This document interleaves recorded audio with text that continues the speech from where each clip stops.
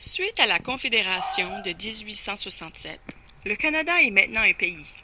Il n'est pas grand en superficie.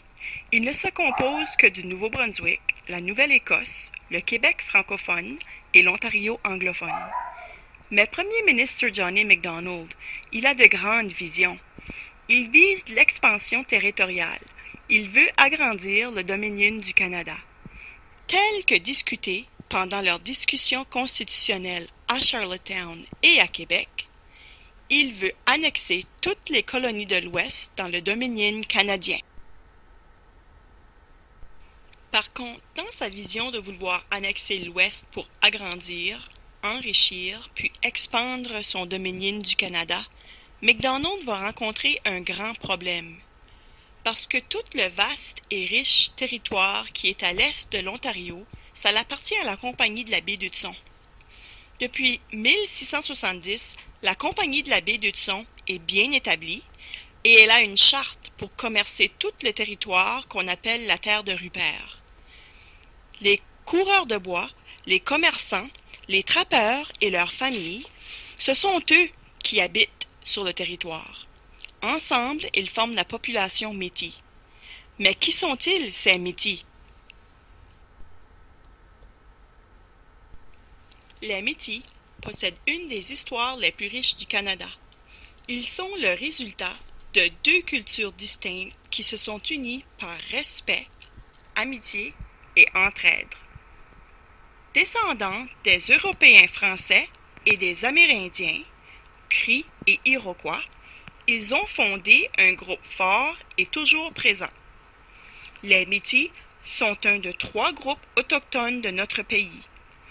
Ils ont fait face et ont surmonté l'injustice, la pauvreté et la dépossession. Les Métis se sont montrés parmi les plus forts et les plus indépendants et déterminés de notre pays. Comment ce groupe a-t-il pris sa place dans notre pays, le Canada? Ce fut tout un périple. Donc les Métis, ce sont les descendants des commerçants et des trappeurs de fourrure et les Indiens qui travaillent pour la Compagnie de la baie d'Hudson. Ils sont francophones, puis ils vivent harmonieusement avec les Amérindiens, mais ils se voyaient comme une culture et une nationalité distinctes des Amérindiens. Parce qu'ils mélangeaient les deux cultures ensemble, européennes et amérindiennes, mais ils avaient vraiment un mode de vie particulier à eux-mêmes. Ils avaient toujours de bons rapports avec la Compagnie de baie d'Hudson, et puis la vie était belle.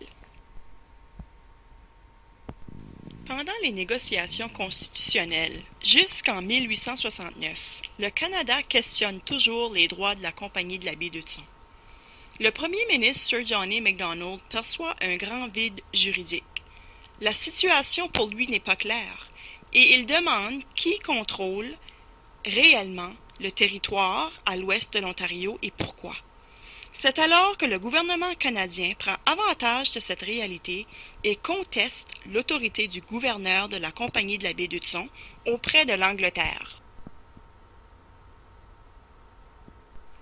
Les Métis, eux, ils se retrouvent sans voix.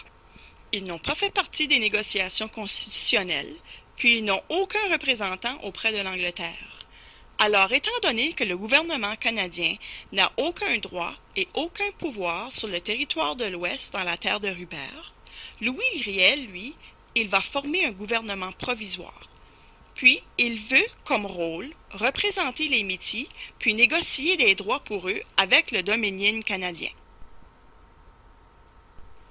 Les négociations sont vraiment longues.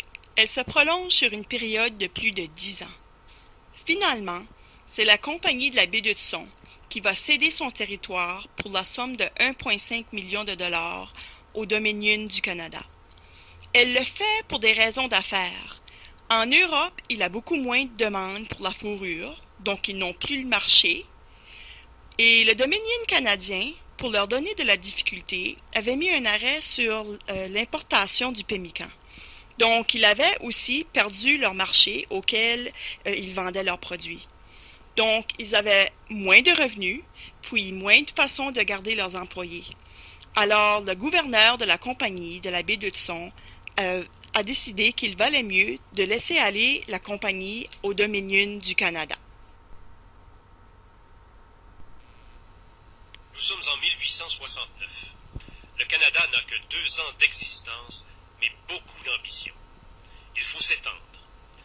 Le gouvernement fédéral négocie donc, à Londres, et obtient tous les territoires à l'ouest de l'Ontario pour 1,5 million de dollars versés à la Compagnie de la baie d'Hudson.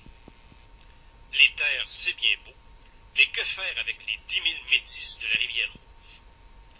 Eh bien, s'ils sont indiens, qu'ils aillent vivre sur les réserves. Et s'ils sont blancs, qu'ils achètent leur propre terre.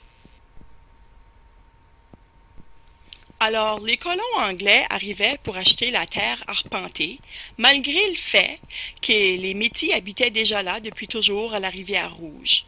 Alors, les Métis, ils ont été déplacés. Ce déplacement-là, ça l'a causé, évidemment avec bonne raison, beaucoup de mécontentement et de déception. Alors, avant, pendant et après la création de la province du Manitoba, on a eu beaucoup de conflits. Et ça va être la suite de notre leçon.